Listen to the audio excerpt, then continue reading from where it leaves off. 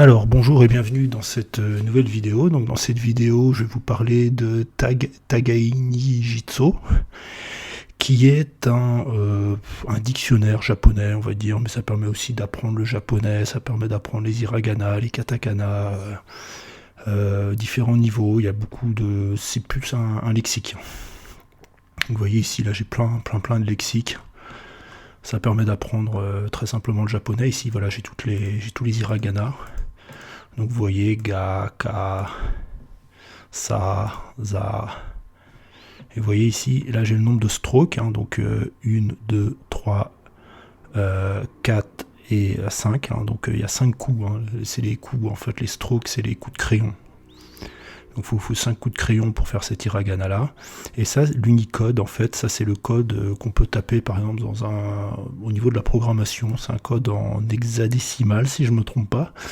Et qui permet justement de pouvoir afficher le code n'importe quoi. On peut chercher dans Google, vous cherchez ça dans Google, vous allez tomber là-dessus. Là je peux pas le faire parce que j'ai pile poil pris la taille du logiciel, c'était pour tester mon logiciel. Non, là peut-être là j'ai laissé un petit peu d'espace là.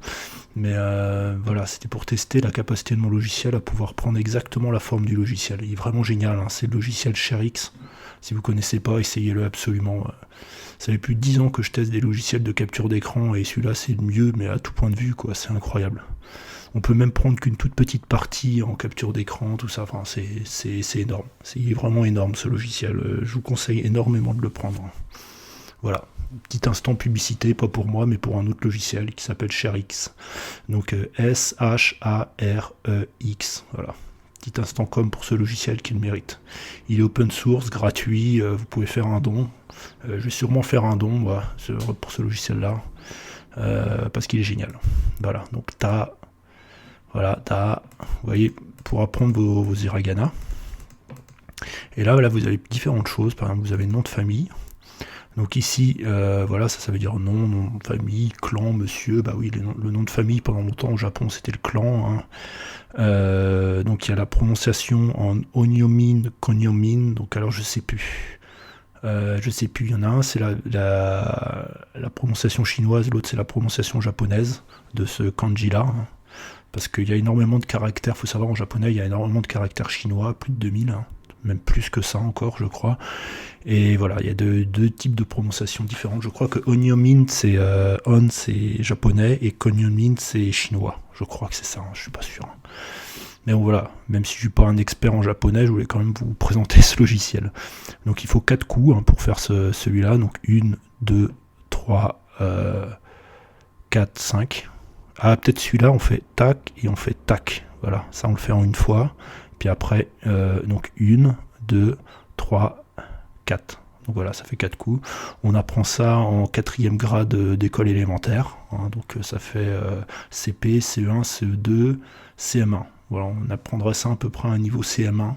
CE2, CM1, je sais pas, ça dépend, parce que la maternelle, c'est pas pareil au Japon, je crois, donc je suis pas trop sûr. Donc il y a le code Unicode, hein, qu'on peut retaper dans un langage de programmation en HTML5, je pense qu'on peut le faire. Alors il y a la méthode Four Corner, alors je la connaissais pas, c'est une méthode des 4 coins, ça s'appelle.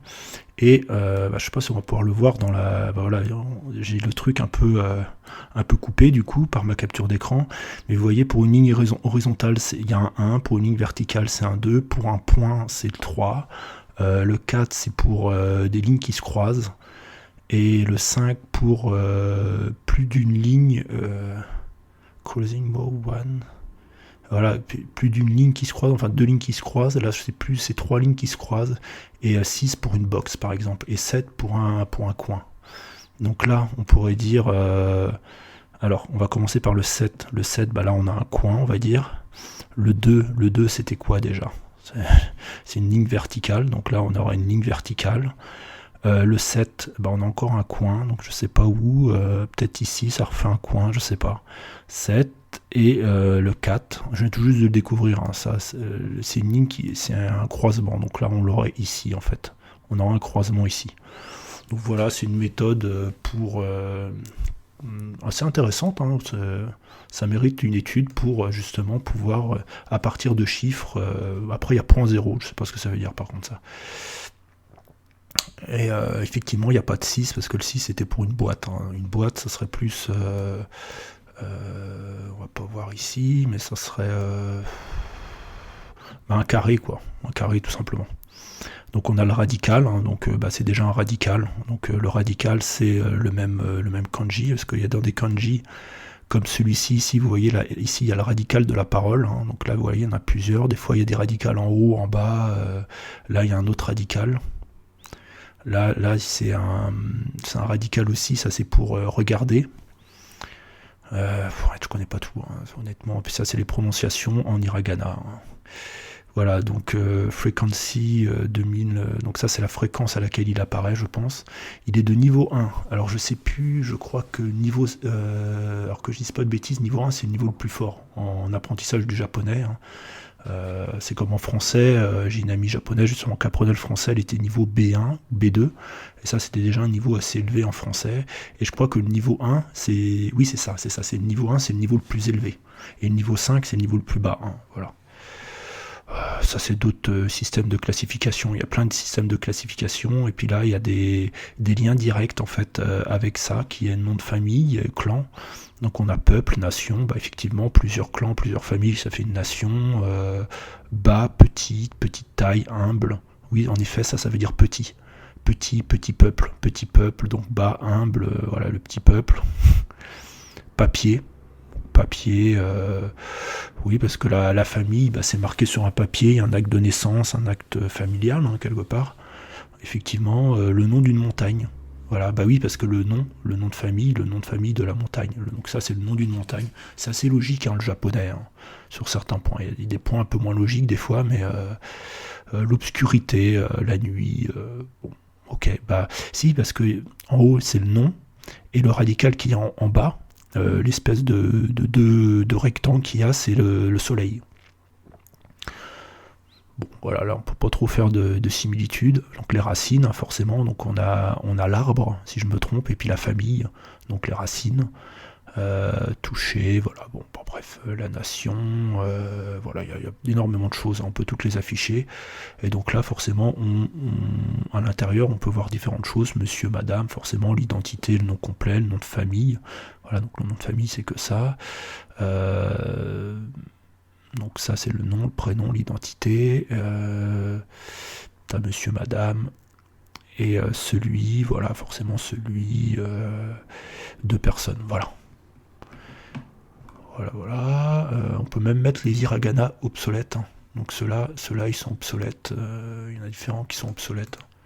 Voilà, celui-là il est plus employé, celui-là il est plus employé. On peut même les afficher des trucs qui sont obsolètes. Alors, j'ai pas tout testé, on peut tester un peu en temps réel. Donc là les kanas, je vais afficher les kanas, hiragana. Donc là je peux peut-être changer katakana, voilà. Et puis là j'ai les katakana, donc on voit la similitude tout de suite. On peut faire des recherches. Donc les recherches par contre, je vais essayer en romanji, je vais essayer Gotaga. J'en sais rien. Gota. Non, non, qu'est-ce que je fais moi? Gohan. Ça me trouve rien, c'est bizarre. Ou je fais Gohan. Ah, protection, non. Non, bon, ça me trouve rien. Ah oui, mais je suis... Ah oui, voilà, mais je suis dans GPL1. Non, faut que je mette rien du tout. Voilà. Et là, je vais mettre Gohan en entier. Voilà, parce que là, j'étais bloqué, en fait, dans un certain type d'études. Voilà, j'étais bloqué dans le niveau N1. Donc, Gohan, c'est un truc assez simple, c'est le repas, ou le riz cuit. Et, mais bon, c'est dans le niveau 1, le niveau au top, en japonais, forcément, c'était pas dedans. Donc le repas, Gohan, bon c'est un des personnages de Dragon Ball, ça veut aussi dire repas. Donc voilà, là j'approche des 10 minutes, je vais arrêter là. Il y a aussi un système de pratique, mais ça j'ai pas pu le faire parce que j'ai pas de... Faut entrer des cartes d'entraînement. Donc ça je l'ai pas fait. Donc voilà, en tout cas, voilà, ça s'appelle Tagaini Joshi, Jijiso plutôt. Ça a l'air d'être un des meilleurs logiciels open source gratuits pour apprendre le japonais. Ma version est peut-être obsolète, hein, parce qu'elle date de 2015 là. C'est fait par un Français apparemment, Alexandre Courbeau, pardon. Voilà. Hein, c'est gratuit, il faut le tester. À très bientôt.